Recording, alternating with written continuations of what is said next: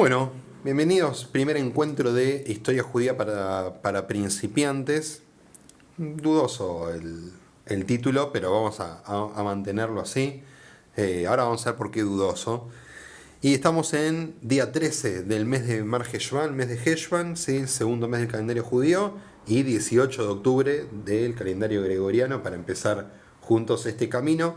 No sé cuántos encuentros vamos a hacer, ¿sí? En principio vamos a ir para adelante y nos vamos a ir acomodando, y yo me voy a ir acomodando también a los propios intereses de ustedes. Así que también el intercambio que ambos va a ser bien importante.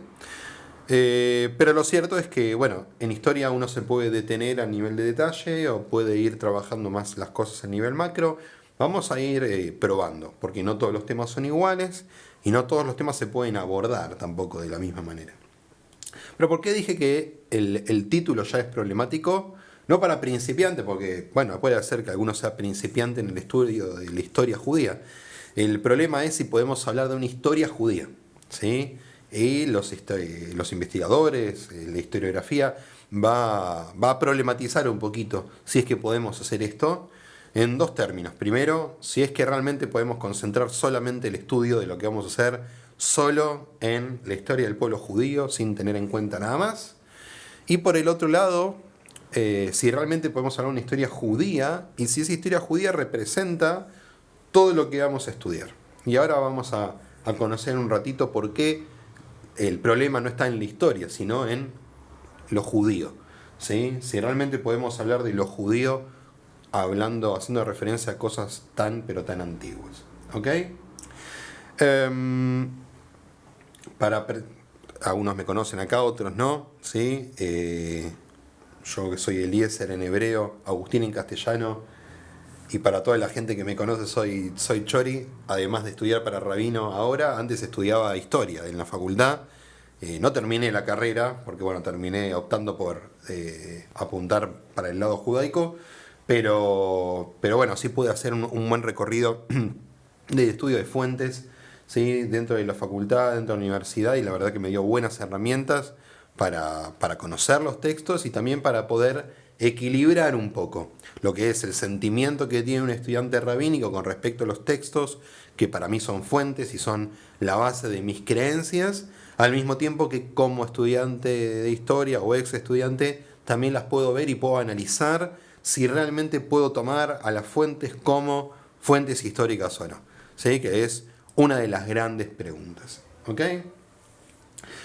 Ahora vamos a conocer un poquito de lo que nos vamos a enfrentar, pero nosotros tenemos que saber que cuando hablamos de historia judía tenemos dos posturas bien marcadas en lo que tiene que ver con la historia de la Biblia, del Tanaj, del Antiguo Testamento, como una fuente histórica.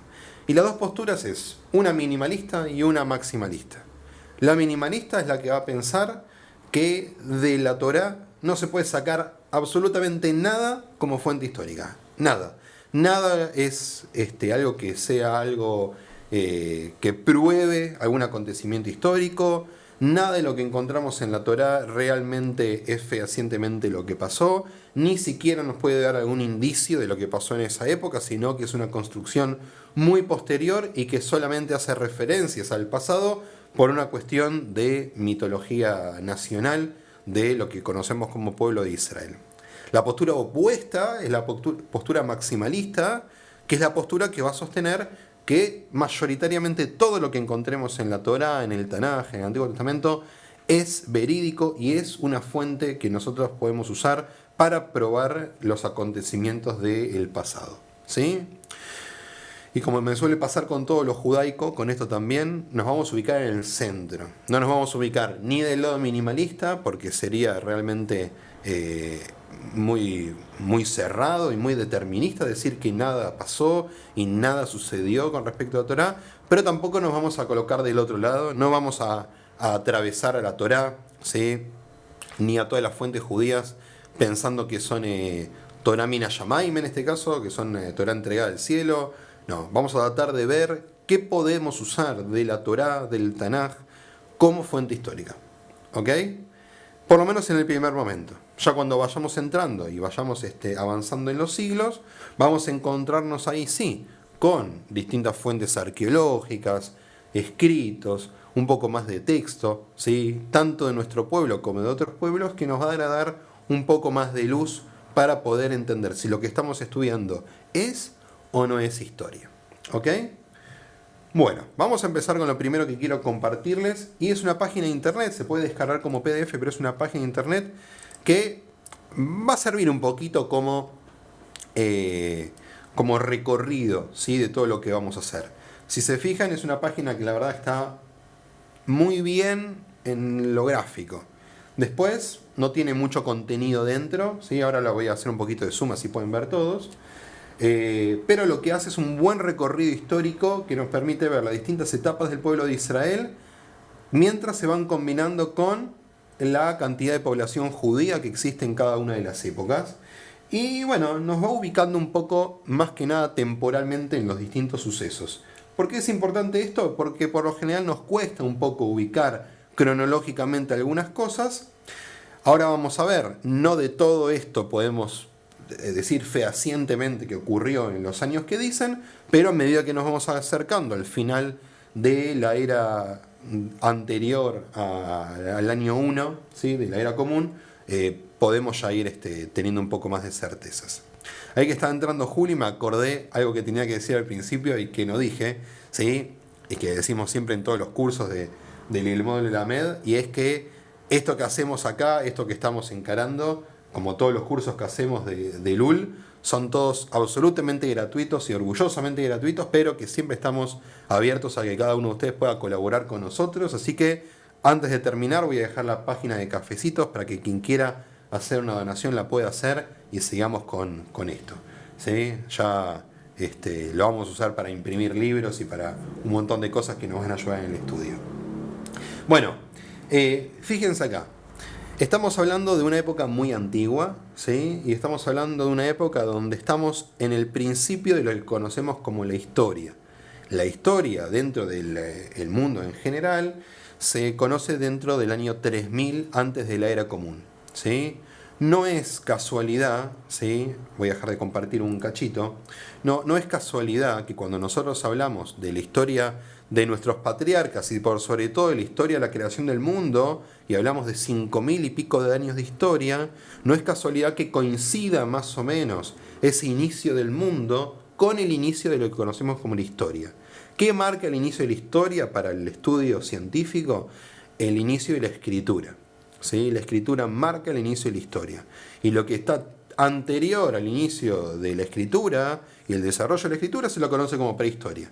Por supuesto que tenemos mucho más prehistoria que historia, ¿sí? Aunque para nosotros es más relevante todo lo que viene desde el 3000 antes de la era común para acá, la verdad es que tenemos muchos milenios anteriores a ese 3000, ¿sí? Pero lo cierto es que tenemos un gran desarrollo de pueblos en la zona que nos interesa a nosotros, que aparece fuertemente a partir del año 3000 antes de la era común, ¿sí? En ese marco es en el que vamos a encontrar el principio de la historia de nuestro pueblo. Digo nuestro pueblo, acá puede haber gente que no sea el pueblo de Israel, pero bueno, acá adoptamos a todos durante un rato, ¿sí? Después los dejamos ir otra vez. Vamos con una pequeña presentación para ir ordenándonos. Antes de comenzar, esto es fundamental. Como dije que es historia judía para principiantes, hay que asumir que esto no es un curso académico. Acá, primero, no les voy a tomar examen, lo cual es importantísimo. Y segundo, no vamos a ir en lo profundo de cada uno de los temas. Voy a ser totalmente subjetivo y autoritario para elegir los temas y elegir la profundidad. Yo, a partir también de las recomendaciones e intereses de ustedes. Pero el principal objetivo acá es realizar un desarrollo de acontecimientos. ¿Sí? Esto es lo fundamental y lo más importante, que tuvieron que ver con el surgimiento y la evolución del pueblo de Israel. ¿Ok? ¿Por qué remarco esto? Porque si yo tuviese que hacer un estudio académico de todo lo que vamos a ver, hay muchas cosas que vamos a obviar o vamos a dejar de lado porque no tienen rigor histórico, pero que tienen una importancia grande para la evolución del pueblo de Israel. ¿Sí? Abba Eban fue ministro de Educación del Estado de Israel hace ya varias décadas y escribió un libro muy lindo que lo tengo en la casa de mis padres. Ya le dije a mi papá que me lo preste porque bueno, lo leí hace mucho y ahora me di cuenta que lo iba a necesitar. Y en este libro que se llama Mi Pueblo, que creo que se consigue fácil y es muy lindo para leer, dice así. Dice, la historia de Israel comienza... No sé por qué estoy leyendo yo, debería leer alguno de ustedes así yo tomo mate. ¿Quién quiere leer?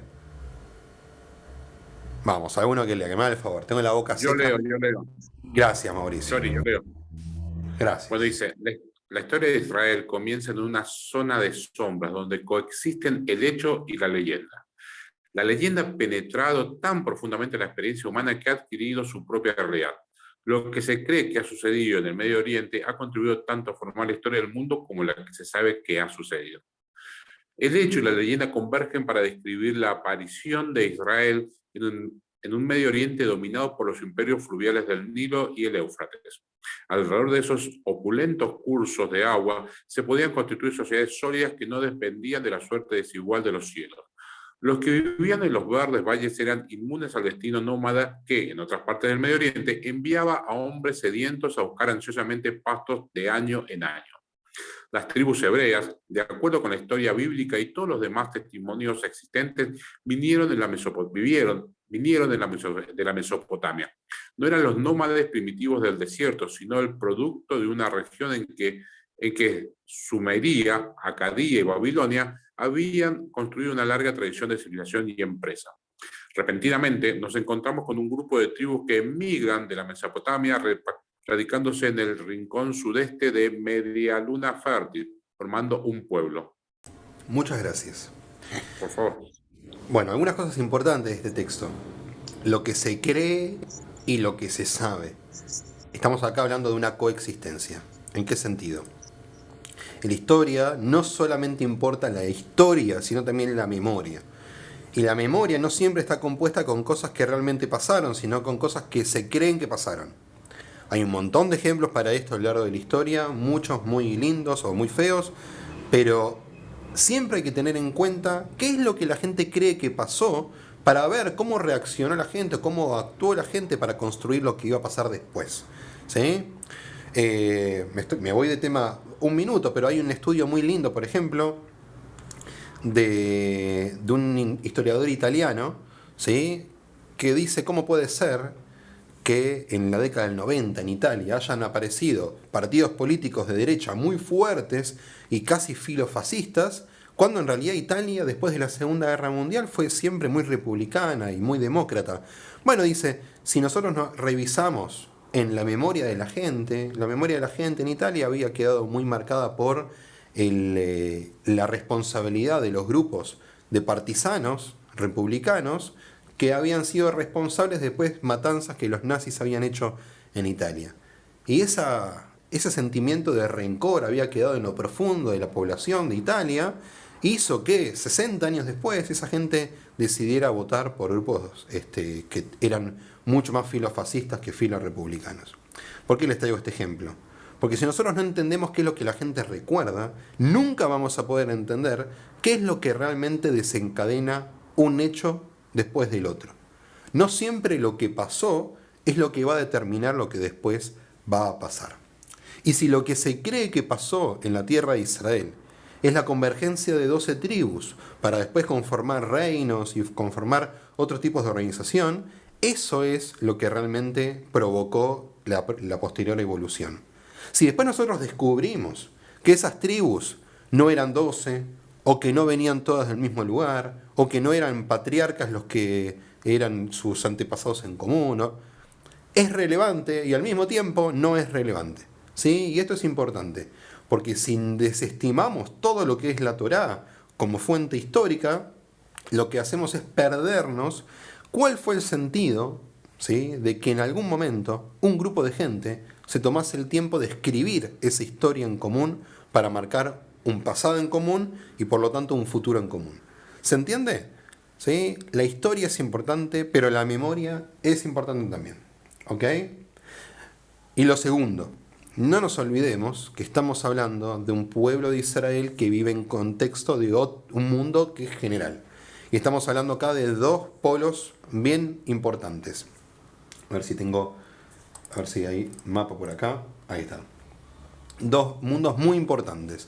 El mundo de la Mesopotamia, ¿sí? Mesopotamia, entre dos ríos, y el mundo de Egipto. ¿Por qué son importantes? Porque tienen fuentes de agua constantes. Y cuando esos pueblos, los pueblos de la Mesopotamia y el pueblo de Egipto, porque fue unificado muy, muy fuertemente durante varios momentos, cuando aprendieron a controlar las aguas de los ríos, aprendieron a construir civilizaciones y sociedades más allá de lo que cayera del cielo o no cayera del cielo. ¿Sí?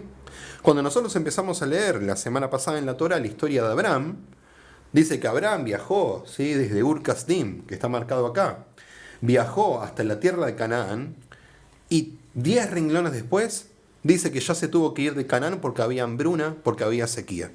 ¿Por qué pasa eso? Porque estamos hablando de poblaciones seminómades o nómadas que dependen de cuánta lluvia cae del cielo. En la tradición judía tenemos un montón de referencias a la lluvia. La lluvia es símbolo de bendición, la lluvia es símbolo de sustento. ¿Por qué? Porque estamos hablando de una tierra de Israel que no tiene contacto con ríos, los cuales pudiesen usar para poder alimentar sus propios cultivos. ¿A dónde se va Abraham cuando pasa hambre? Se va a Egipto. ¿De dónde vino Abraham cuando llegó a Canaán? De Mesopotamia. ¿Sí? Estamos hablando de que Israel siempre estuvo entre estos dos grupos que no podía abandonar nunca. ¿Por qué? Porque siempre los reinos más importantes se iban a generar de un lado o del otro lado de Israel, en Egipto o en la Mesopotamia. Pero Mauricio leyó algo importante también, que es que desde hacía mucho tiempo antes de que surgiera Abraham, o de la época que nosotros creemos que surgió Abraham, ya existían pueblos, tanto en la Mesopotamia como en Egipto. ¿Sí? Les voy a dar un dato. Cuando se cree que Moshe salió de Egipto, ¿sí?, que en Egipto gobernaba Ramsés, según dice la Torá, Ramsés pertenece a la dinastía número 18 de faraones egipcios. Dinastía 18, o sea que estamos hablando de 1200 años ya de historia en Egipto, más o menos. ¿Sí? Es mucho tiempo. Las pirámides que nosotros vemos en Giza, las 3 pirámides, ¿sí?, de Keops, son más o menos de unos 800 años antes de que Moshe haya nacido. ¿Sí? ¿Se entiende entonces que la historia de nuestro pueblo es una historia que tenemos que entender dentro del contexto de lo que pasa en el mundo? ¿Ah? ¿Alguien quiere decir algo, preguntar algo? Siento que estoy hablando mucho y puede haber cosas que no se entiendan. ¿Sí? Si hay algún concepto que no digo, por supuesto que me van a interrumpir. ¿Alguien? ¿Algo para decir? Estamos bien. El principio de las escrituras. El principio de las escrituras conocidas de la Torá. Más o menos, ¿de qué época es?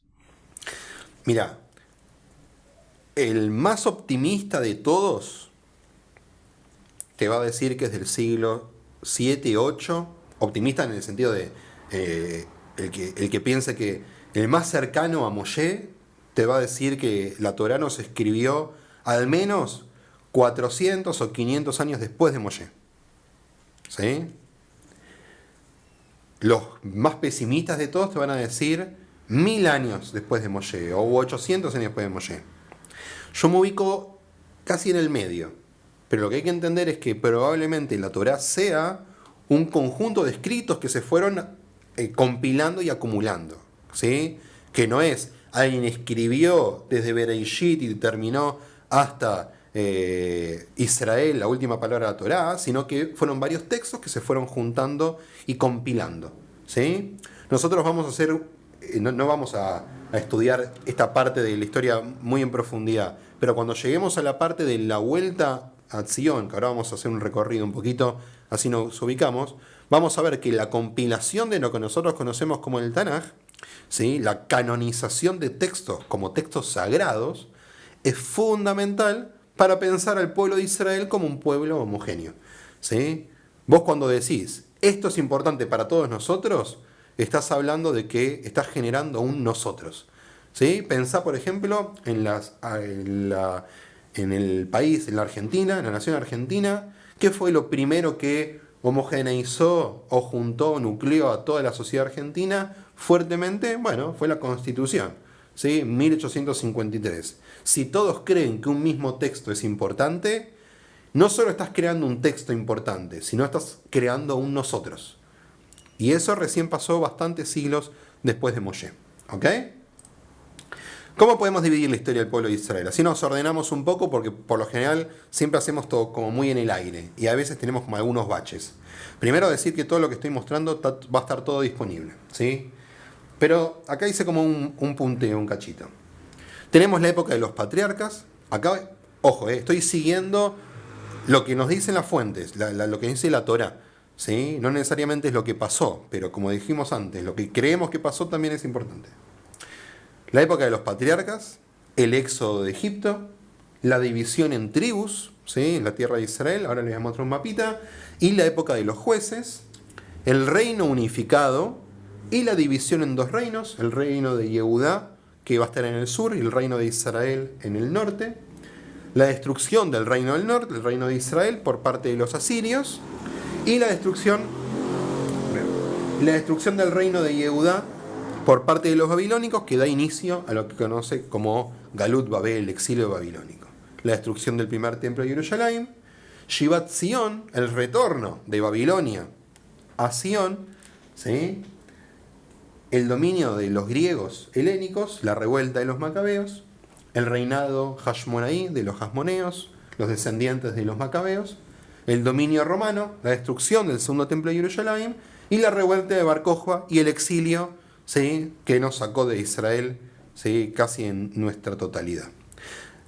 Mariano, el Tanaj, como lo conocemos hoy, el Antiguo Testamento, se habría compilado acá. Y Moshe vivió acá. ¿Se entiende? ¿Se entiende todo lo que pasó en el medio? Estamos hablando de mucho tiempo y estamos hablando fundamentalmente de decisiones muy políticas, de cómo ir organizando todo esto. ¿Okay? Una pregunta. Dale. Tampoco se puede saber que la Torá que llegó hoy sea la misma o exactamente idéntica que la que se ha compilado en esa época, supongo. No sabemos qué Torá había en ese momento. Sí sabemos que ni por casualidad es la misma Torá que tenemos hoy. Ni por asomo. No hay ninguna posibilidad que sea lo mismo que tenemos hoy. ¿Sí? De hecho, la Torá que tenemos hoy, como versión canonizada realmente 100%, estamos hablando que es de hace 1000 y pico de años. Ni siquiera 2000, Estamos hablando de mucho menos de lo que creemos. ¿Sí? ¿Por qué? Porque entiendan que mientras vivamos en un mundo donde solo se hacen copias y no hay una imprenta que va copiando y va imprimiendo copias iguales, siempre está el riesgo de los cambios de edición. Siempre. Imagínense qué pasa ahora cuando tenemos impresiones enteras. Bueno, en la época de los copistas siempre vamos a tener diferentes versiones. ¿Sí? Recién hace algunos cientos de años, 1300, 1400 años, podemos decir que tenemos una Torá realmente fija donde ya nada cambia. ¿Sí? Y es poco tiempo. ¿Ok? Muy bien. ¿Pregunta? ¿Alguien? ¿Algo? ¿Quién tiene ganas de leer? ¿Quién tiene ganas de preguntar? Vamos, alguien que lea. Quiero tomar mate, sean buenos conmigo. Yo soy bueno con ustedes. De acuerdo a esto que vos decís, o sea, porque yo he estudiado bastante o he estado en una congregación de judíos sefaradíes que afirman que la palabra, digamos, son muy fieles y muy estrictos con lo que dice la letra de la Torá y que lo toman como ley además, o sea, de una manera muy estricta. Entonces, de acuerdo a esto que vos decís, digamos,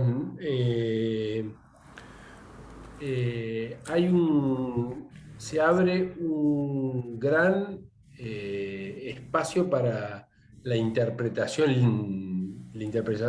histórica o la interpretación científica de cuáles fueron los sucesos reales. O sea, ¿qué opinás vos acerca de eso? O sea, ¿qué opinás? ¿Pensás que la Torá es la verdad o que la Torá es un texto a partir del cual se dilucida la verdad? Dijo qué opinas vos, Ori, así que voy a responder yo. Digo, porque seguramente levantaste la mano para responder. Eh, Mira, Mariana, voy a hacer una afirmación y una reflexión. La afirmación es, no hay posibilidad que, que, que la Torá, como la conocemos hoy, sea una revelación certera, 100%, palabra por palabra, de Dios, o lo que nosotros pensamos que es Dios, a la humanidad y a un grupo en particular que es el pueblo judío. No hay posibilidad porque no hay ninguna posibilidad de que una fuente así se pueda mantener inalterable durante tantos años en una época donde no hay ningún tipo de... donde la fuente escrita no tiene el mismo valor que tiene hoy, ¿sí? Y donde fundamentalmente también las fuentes que pueden tener veracidad o no, no pueden estar aisladas de la realidad del momento, ¿sí? De una realidad política, de una realidad económica, de una realidad social. Y estamos hablando de mucho tiempo. A veces cuando estudiamos historia, miramos para atrás, nos es difícil dimensionar la cantidad de tiempo de la que estamos hablando. Pero les estoy diciendo, ya de base, que estamos hablando de hace 3.000 años. 3.200, 3.500 años, desde la época que creemos que Abraham nació, vivió, Moshe también. Es mucho tiempo, no tiene ningún sentido. La reflexión que quiero compartir es la siguiente. ¿Acaso la Torá pierde sentido hoy porque creamos que no es 100% una palabra divina? ¿Pierde significado porque haya sido una construcción humana a partir de un mensaje divino? Por lo menos mi respuesta es que no. En la Torá yo identifico santidad, no sacralidad, pero sí santidad, pero también identifico la mano humana. Ahora les voy a contar un caso dentro de un ratito, ¿sí? Donde se ve claramente que hay una lucha de poder impresionante dentro de la Torá, y la Torá misma sirve como árbitro para resolver algún problema político. Y está buenísimo, porque tiene que ver con que a la gente le pasaban cosas y la Torá era relevante. Y como eso se metió adentro de los relatos que nosotros conocemos. ¿Ok? Pero puede haber algo entre la Torá es todo y la Torá es nada. ¿Sí? Y no tenemos que desesperarnos ni por una postura ni la otra. Ori, dale, ¿qué vas a decir? Te la recomiendo. Justito. Bueno. ¿Alguna pregunta más o comentario más? Ahí vi... Fantástico. Sí. O sea que a mí me parece fantástico esto. Quitarle sacralidad a la Torá es fantástico, porque te plantea el desafío, o por lo menos te pone en un lugar muy distinto a los grupos ortodoxos, ultraortodoxos, que fundamentan toda su postura o sus planteos desde la divinidad de la Torá. Yo no sé si es así. O sea, está bueno eso. Está bueno decir, ¿qué pasa si mañana viene un científico y te dice, mira, muchachos, todo esto que tienen ustedes acá, estos 5 libros, no es así, esto es un... No. Acreditamos de manera fehaciente científica que esto no pasó. ¿Qué hacemos nosotros? Uno de los libros que les voy a compartir cuando terminemos en estos días se llama ¿Quién escribió la Biblia? Y nada, lo van a leer, es un libro que está espectacular, es súper interesante. ¿Sí? Yo quiero pensar sin responder dos cosas con ustedes. La primera es, yo no creo que ningún rabino serio hoy, más o menos ortodoxo, esté realmente convencido de que la Torá es 100% divina. Lo pongo en duda. Bueno, pero pasa que hoy rabino serio, rabino que realmente tenga un estudio profundo sobre los temas. Y la segunda es un convencimiento. Yo estoy convencido de que los rabinos de la Mishnah y el Talmud, los rabinos que compilaron y armaron el judaísmo que conocemos hoy, ni por asomo creían que la Torá era 100% divina. Ni por asomo. ¿Sí? Creo que realmente convivían con la certeza y también con la tradición. Adri, ¿cómo estás?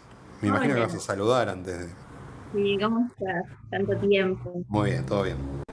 Hoy no vengo a pelear, hoy vengo en son de paz. No, es que justo me hiciste acordar con el libro que recomendaste, que Rubén Safferstein, que es mi profe, nos recomendó una vez un libro que está buenísimo, que se llama En busca de la Biblia.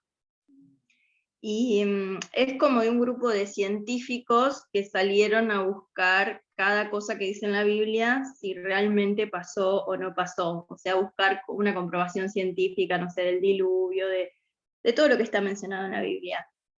Algunas cosas se lograron encontrar que podrían haber llegado a pasar y otras no tanto. Pero en sí el libro es súper interesante por el cómo plantea justamente esto, de decir, bueno, hay que ponerse en el contexto histórico de la época, hay varios registros de que pasó algo parecido, etcétera, etcétera, etcétera, y es muy interesante de leer. Se llama En busca de la Biblia y está muy bueno, y si me llego a acordar de quién es el autor, es más, lo voy a buscar ahora en mis carpetas, si llego a encontrar el PDF te lo comparto para que lo puedas pasar porque es súper interesante. Sí, ahí está, ahí lo puso Ori.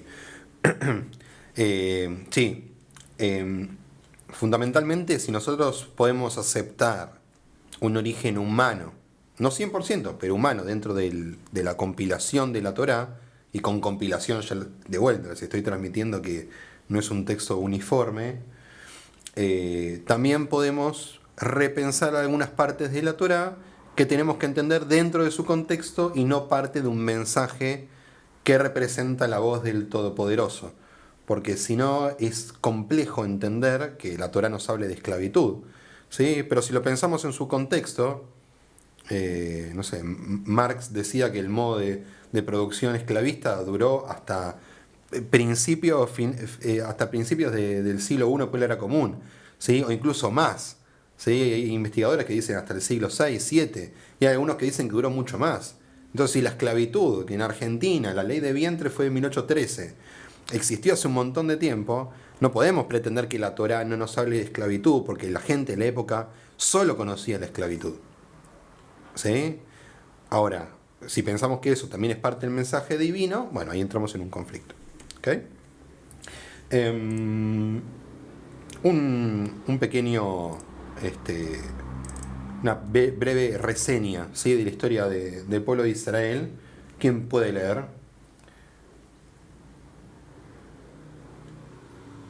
Esto es una reseña, pero ojo, porque es no es histórica, se basa más que nada en los hechos del Tanaj, ¿sí? En el Antiguo Testamento. ¿Quién me ayuda? ¿Te de vuelta? Yo me acomodo a la voluntad del pueblo. Bueno, Dale, dale. el origen de los hebreos aún continúa siendo estudiado. La mayoría de los investigadores están de acuerdo en que esta historia comenzó en la tierra de Canaán, o Israel, con el arribo de los patriarcas de la Mesopotamia asiática alrededor del año 1750 de la era común, antes de ese año. Se estima que cerca de 1600 de la era común, las tribus hebreas descendieron a Egipto para escapar del hambre en la tierra de Canaán, siendo esclavizados por el faraón. La primera gran epopeya que liberaron los hebreos fue alrededor de los años 1300 a 1250 de la era común, previo a la era común, antes de la era común. Su líder Moshe los liberó de su cautiverio y los condujo por la península del Sinai en su retorno a la tierra prometida con una fe en un solo Dios, con una Torá y una organización de tribus confederadas llamadas Afictionía. Las tribus en Israel se caracterizaron por estar gobernadas por los jueces, quienes poseían una autoridad restringida solamente a la tribu a la cual pertenecían. Esta situación se vio gravemente alterada por la conquista y la presencia de los filisteos, factor que puso en peligro la existencia de los tribus y fue la causa directa del establecimiento de la monarquía, 1025 al 922 antes de la era común. Esto fue uno de los periodos más brillantes de la historia del primitivo pueblo de Israel. Ok.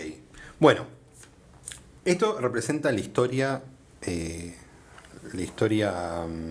oficial, digamos, del pueblo de Israel. No representa realmente lo que pasó. ¿Está bien?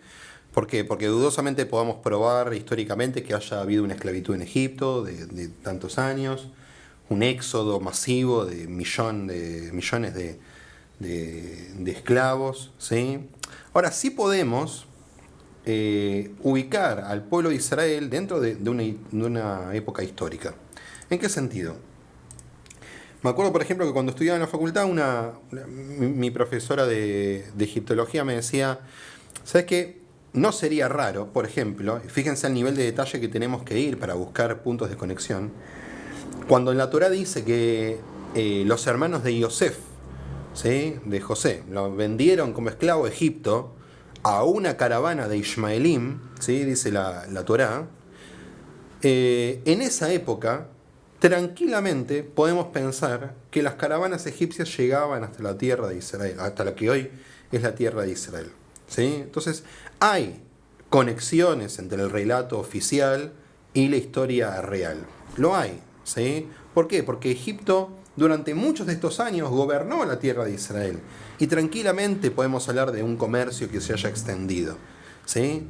No podemos encontrar fuentes que nos digan que hubo un éxodo masivo, que Moshe iba a hablar con el faraón cara a cara, ¿sí?, que hubo ¿cómo se llama?, que hubo plagas, ¿sí?, o que el mar se dividió en dos, que las aguas se dividieron en dos, ¿ok?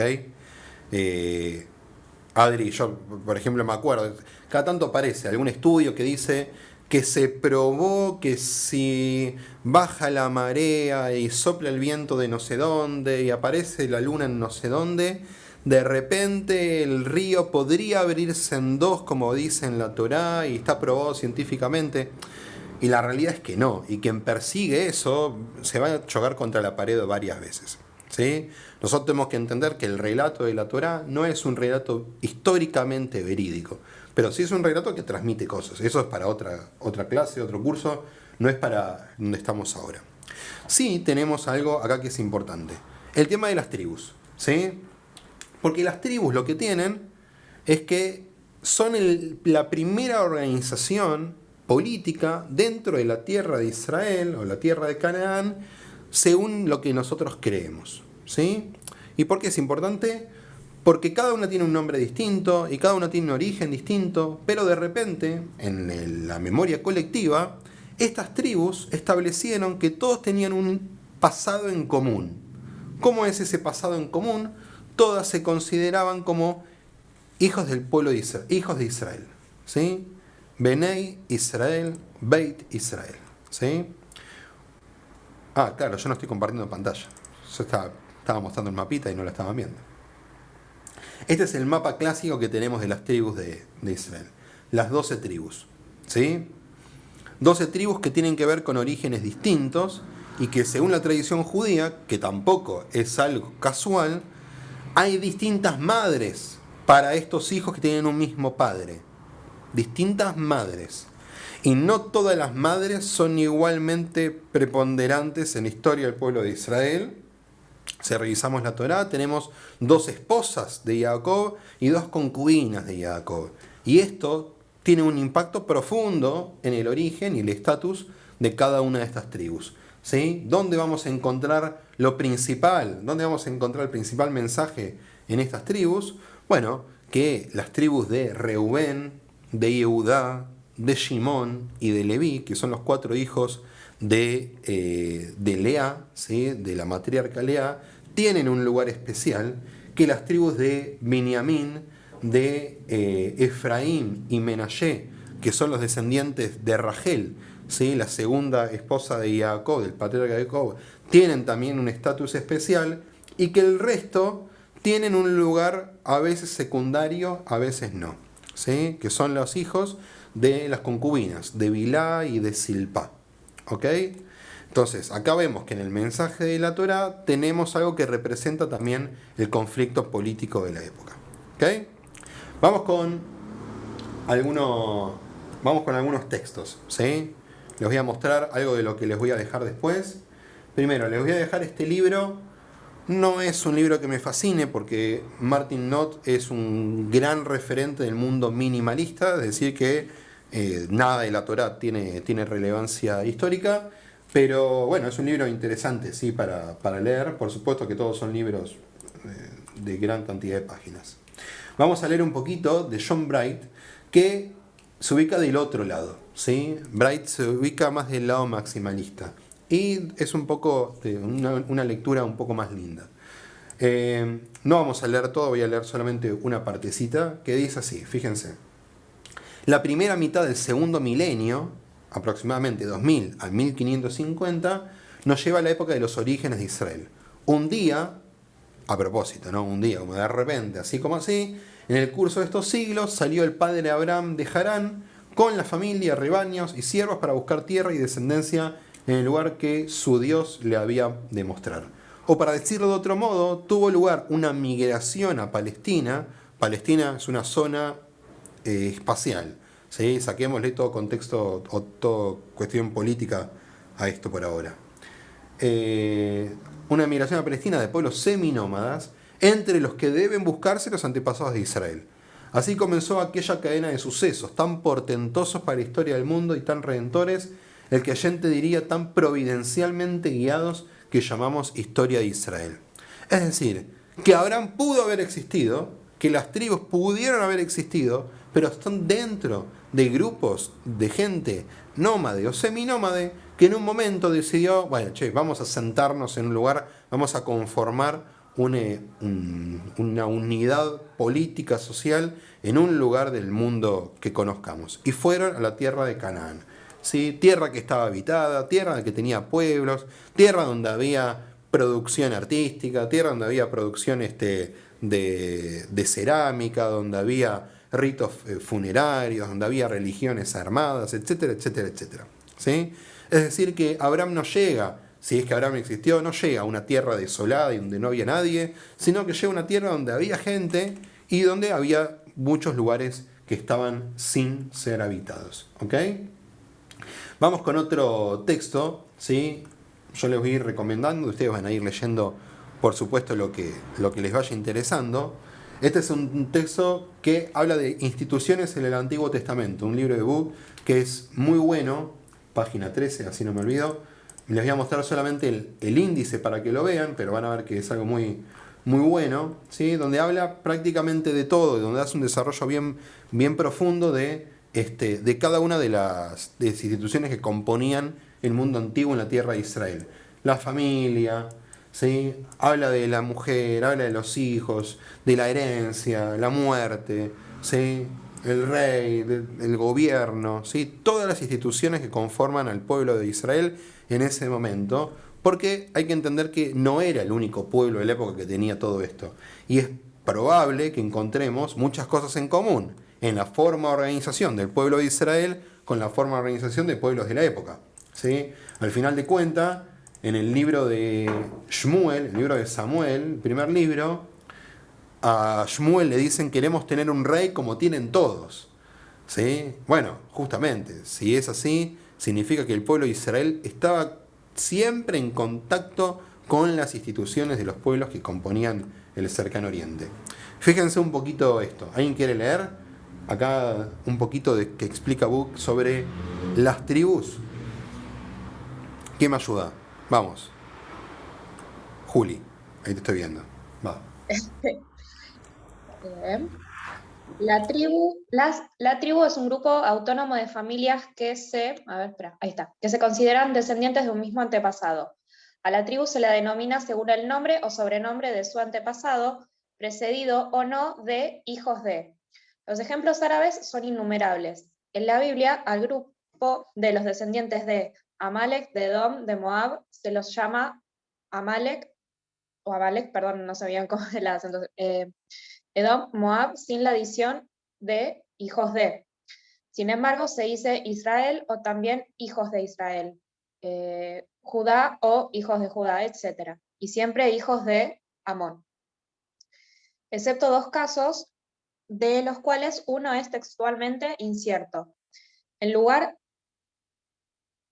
justo corre una cosita acá de la pantalla. En lugar de hijos, se puede decir casa, en el sentido de familia, descendencia. La casa de Israel, sobre todo, la casa de José. Los textos asirios siguen las mismas normas para designar los grupos arameos que vivían en condiciones análogas a las de los primeros israelitas. Bit, casa, Yaquín y Mar, hijos, Yaquín o Bit Adini, y Mar, Adini. O Adini. Aún más, a propósito de los israelitas sedentarios del Reino del Norte, después de Omri, dicen Bit Umri y Mar Umri. Estamos hasta ahí. Bueno, Sí, o sea que las tribus no es algo que solamente pasa en el pueblo de Israel, sino que pasaba así con otros pueblos también, y que tenía que ver con algo que es muy común en la época, que es que las familias se van empezando a juntar en un momento. ¿Sí? Porque se juntan grupos familiares distintos bajo una misma bandera. Y por una simple razón, que es más es mejor muchas veces. En la tierra de Israel, la aparición de los filisteos, que fue un pueblo que apareció del norte probablemente de la península de Anatolia, lo que hoy es Turquía, un pueblo que trajo una revolución militar muy fuerte, porque trajo armas de hierro, porque trajo carros de guerra y demás, hizo que estas tribus que antes vivían por separado tuviesen que empezar a juntarse, porque ya no podían salir a batallar solas, sino tenían que empezar a juntarse para tratar de ganar el partido. ¿Sí? Es una pequeña fusión que empezamos a encontrar entre las tribus. Pero como me imagino que estarán pensando como yo, las tribus al mismo tiempo querían mantener parte de su propia identidad como tribus independientes. Entonces, al llamarse hijos de, marcan un pasado en común, pero cada una sigue manteniendo su propio nombre. ¿Sí? En la que se llama Reuben se va a llamar Rubén, en la que se llama Yehuda se va a llamar Yehuda, y así con todos. ¿Está bien? De esta manera, las tribus empiezan a organizarse con líderes que iban apareciendo ocasionalmente, que eran los jueces, los shoftim, que aparecían, resolvían problemas, y como no eran títulos hereditarios, una vez que dejaban el cargo, después el cargo lo tomaba otra persona. Así es como lo dice, así es como aparece en la Torá. ¿Ok? Vamos a avanzar un poquito, así en un ratito terminamos y ya los libero. Y les voy a mostrar un caso de esto que tiene que ver con lo político dentro de la Torá. ¿Ok? Y el caso tiene que ver con un evento del libro de Bereshit que a mí me encanta y que da para discutir un montón, que tiene que ver con un episodio en el cual aparentemente Reubén, uno de los hijos de Jacob, se acostó con la concubina de su padre, que se llamaba Bilá. ¿Sí? Solamente para dar un contexto, Jacob tenía 2 esposas, Rachel y Lea, y tenía 2 concubinas. Bilá, que correspondía a Rachel, y Silpa, que correspondía a Lea. ¿Ok? Bueno, Reubén, que era hijo de Lea, parece que hizo algo que no tenía que hacer. Fíjense, acá desde el versículo número 19. Rachel murió y fue sepultada en el camino a Efrat, en Betlehem. Y Jacob erigió un monumento sobre su sepultura. Este es el monumento de la sepultura de Rachel hasta hoy. Entre paréntesis, hasta hoy es una expresión que marca que el texto nunca es escrito en el momento del que está relatando. ¿Sí? Si dice hasta hoy, es porque alguien está narrando un hecho del pasado. ¿Sí? Y ese alguien probablemente haya vivido mucho tiempo después. ¿Ok? Esta expresión Adayom aparece varias veces en la Torá. Fíjense acá. Israel, refiriéndose a Jacob, viajó desde ahí y levantó su tienda allende Migdal Eder. Y sucedió que mientras Israel residía en esa tierra, mientras estaba de viaje, Reubén se acostó con Bilá, la concubina de su padre, e Israel oyó. Punto. Y dice después, y los hijos de Israel eran 12. Nada más. ¿Ok? Les voy a mostrar cómo está escrito esto en la Torá. Tenemos acá el final, ¿sí? El comienzo de este relato. No hace falta que entiendan hebreo, solamente para que vean un poquito de cómo está escrito, ¿sí? Donde tenemos acá la primera parte de lo que leímos recién, y acá la segunda. Fíjense. Vaishma Israel, y oyó Israel. Un espacio en blanco, como marcando el final de un párrafo, y el principio del otro. Veiu benei Jacob shnei masar. Y fueron los hijos de Jacob 12. ¿Sí? Quiero mostrarles algo. Tenemos el versículo número 21, el versículo número 22. Si nosotros pensáramos que acá, en este espacio en blanco, sería el final de un versículo y el principio del otro, acá debería aparecer un número 23. ¿Sí? Sin embargo, esta es la continuación del mismo versículo. ¿Sí? Y si nos vamos para más adelante, encontramos acá sí, el número 23, con el relato de todos los hijos del patriarca Jacob. ¿Por qué les digo esto? Porque acá estamos encontrando algo que está oculto dentro del texto. ¿Qué es lo que está oculto? Reubén no se acostó con Bilhá. Reubén lo que hizo fue una pequeña revuelta, en la cual estaba enojado porque su padre Jacob, que quería más a Rachel que a Lea, Lea, la madre de Reubén, cuando muere Rachel, lo que esperaba Reubén es que su padre por fin le pudiese dar un poco de bolilla a su mamá, a Lea. Y sin embargo, Jacob lo primero que hace cuando termina la sepultura de Rachel es ir y colocar sus pertenencias en la tienda de Bilhá, en vez de en la tienda de Lea. ¿Sí? Bilhá, su concubina, la concubina que pertenecía a Rachel, en vez de Lea, que era su propia esposa. O sea que prefería a una concubina en vez de su esposa. Reubén se enoja y se rebela contra esto. Y lo que dice el Pasuk entonces es que Israel oyó, Israel escuchó, y ese espacio en blanco. En otras tradiciones de otros textos, ¿sí?, que tienen que ver con esto, acá Mauricio y Mariano, que fueron preguntando sobre el tema, ese espacio en blanco está completado. ¿Sí? Tenemos texto ahí, y lo que habla es de un castigo para Reubén.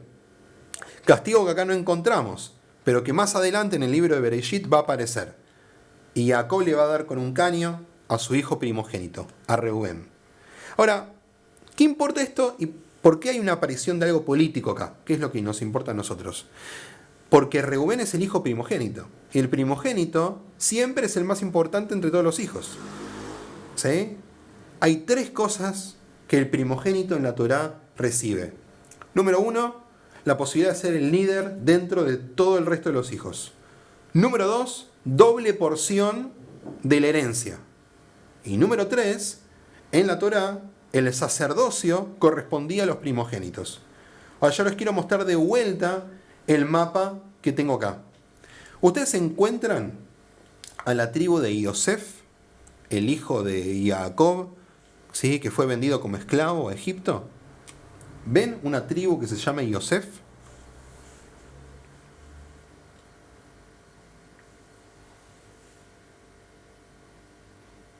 ¿Sí o no?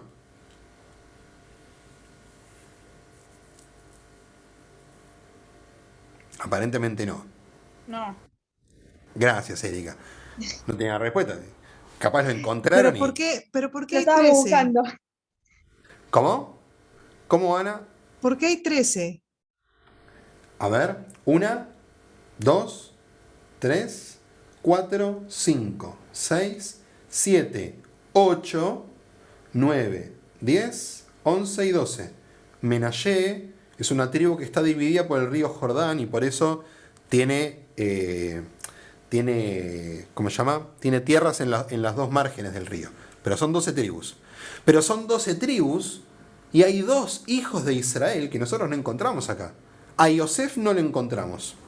Y a Leví no lo encontramos. A Leví no lo encontramos porque los levitas y los sacerdotes, que vienen todos de la tribu de Leví, Leví es la tribu de Moshe, la tribu de Aarón, no reciben parte de la herencia. ¿Sí? Esto dice en la Torá, los Kohanim, los Levim, no tienen herencia territorial dentro de Israel. ¿Y por qué no está Yosef? Porque están sus hijos, Efraín y Menashe. Entonces Yosef recibió porción doble.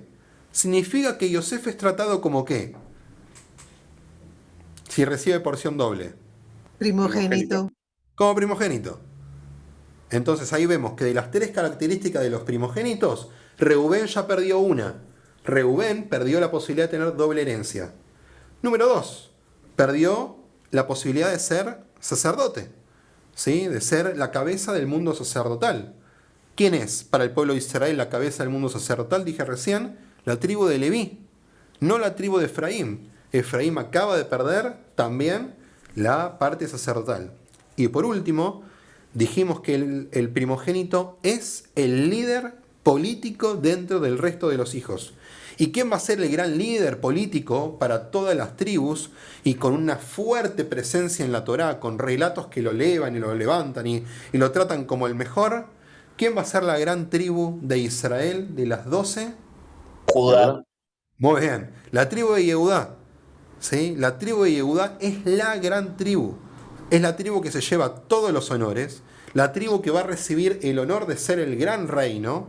¿Sí? De ser el león, de ser el más valiente. Y además en la tradición judía, en la Torá, aparecen varios relatos de Yehudá como un gran personaje, ¿sí? Incluso con sus matices, pero gran personaje, y también de sus descendientes. Por ejemplo, yo les puedo mencionar a Caleb ben Yefune, ¿sí? Un personaje que entró como uno de los espías a la tierra de Israel y fue uno de los dos que dijo que la tierra se podía conquistar porque había que creer en Dios. Y bueno, no casualmente es de la tribu de Yehudá, ¿sí? La tribu de Yehudá se lleva los honores. Última pregunta y dejo a Adri. Nosotros después vamos a ver que hay una división de dos reinos, del reino de Israel y el reino de Yehudá. ¿De qué reino creen que formó parte la tribu de Yehudá? ¿De Yehudá o de Israel? ¿De Yehudá? Muy bien, esta era fácil, de Yehudá. La tribu de Yehudá fue parte del reino que se llamó Yehudá también. ¿De qué reino creen que fue parte la tribu de Reubén, de la cual hablamos al principio? De Israel. De Israel. Reubén era la tribu más importante del reino de Israel. Entonces, ¿será casualidad que la Torá haga una movida política tan fuerte para sacarle cualquier margen de poder a la principal tribu del reino opositor, que es el reino del norte, ¿sí? A la tribu de Reubén, y darle todos los méritos a la tribu de Yehudá, que es la principal tribu del reino del sur? La respuesta es no. Acá estamos hablando de una movida política espectacular, muy buena, atrapante para conocer, que tiene sus orígenes en la división de los dos reinos y una pelea muy fuerte que había entre ellos y que se manifiesta en un relato familiar dentro de la Torá sobre qué pasó con Reubén y la concubina de su padre. ¿Ok? Adri.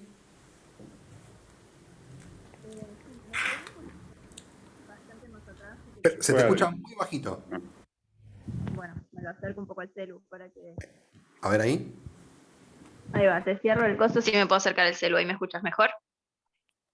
Sí, me perdí un poco antes, porque dijiste que, por un lado, primogénito heredaba doble tierra, pero que también heredaba la posibilidad de ser sacerdote. Pero después dijiste que los sacerdotes no heredaban tierras. Entonces, ¿cómo hereda doble y no hereda a la vez? Ahí me mareé. Ok, es importante, ¿por qué? Los primogénitos son sacerdotes. En la Torá, en la tradición judía, esto pasa fundamentalmente pasa hasta el becerro de oro. Momento en el cual los primogénitos que se suman a la construcción del becerro pierden esa posibilidad y la tribu de Leví, que apoya a Aarón en ese momento, piensen de vuelta, todo esto es un relato político, ¿no? La tribu de Leví, que apoya a Aarón en este momento, gana la posibilidad de tener, ¿sí?, la conducción sacerdotal del pueblo, ¿sí? Entonces, los poderes se van separando, ¿está bien? La tribu de Leví no recibe najalá, no recibe porción en la tierra de Israel, ¿sí? Porque dice en la Torá que los sacerdotes no tenían que tener tierras, tenían que dedicarse. No tenían que tener tierras porque no podían trabajar la tierra, tenían que dedicarse solamente al culto, ¿ok? Por eso recibían ofrendas de parte del resto del pueblo, porque no tenían, no trabajaban, ¿sí? Más adelante vamos a ver qué pasó cuando no hubo templo, con esta cantidad de desocupados que aparecieron en la tierra de Israel de repente, ¿sí? Pero entonces, la tribu de Leví se llevó el sacerdocio, ¿ok?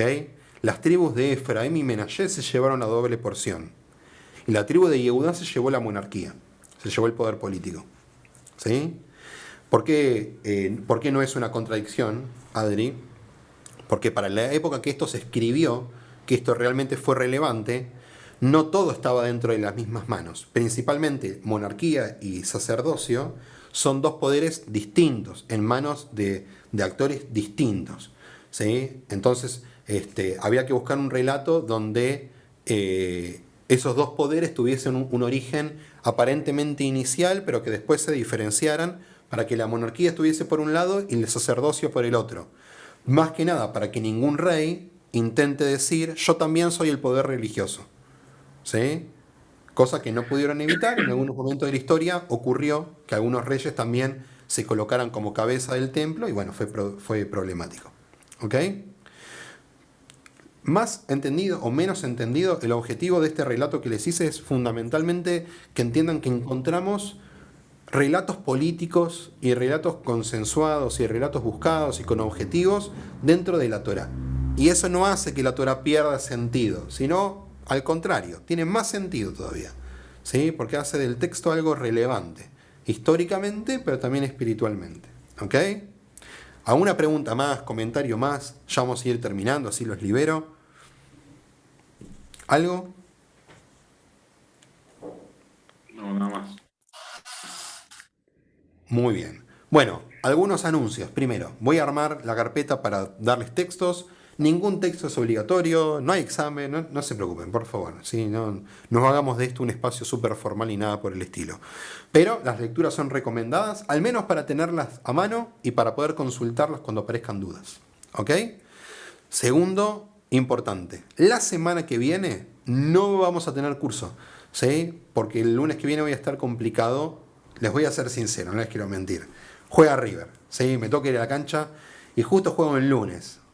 Dios sabrá por qué, es una señal del cielo, ¿sí? Pero no los voy a poder acompañar. Sí, el lunes que viene, a partir del próximo lunes, sí vamos a seguir de forma ininterrumpida, ¿ok?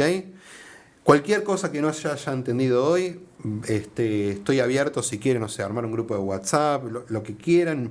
Mi número va a estar disponible. Ahora le voy a pedir a Juli que les pase mi contacto y no hay ningún problema que me molesten en cualquier momento. Y fundamentalmente que la clase va a quedar grabada, la vamos a subir en un rato y la van a poder consultar cualquier cosa. ¿Ok? Gente, estudiar Muchas historia gracias. requiere de mucho estudio, de mucha dedicación, pero por sobre todo de divertirse y hacer preguntas que sean incómodas. Así que piensen preguntas para la próxima. Tienen 14 días. Nos vemos la próxima. Que tengan una linda semana. Muchísimas gracias. Gracias. Nos vemos. Chao, adiós, hasta luego, gracias.